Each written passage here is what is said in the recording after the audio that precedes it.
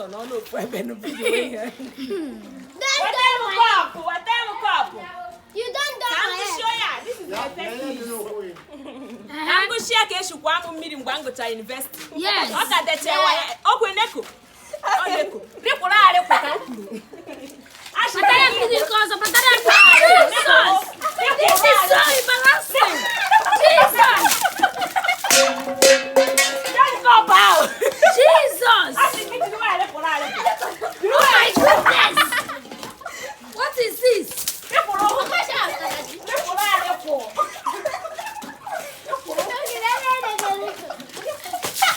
Jesus. This is Sister Chineye.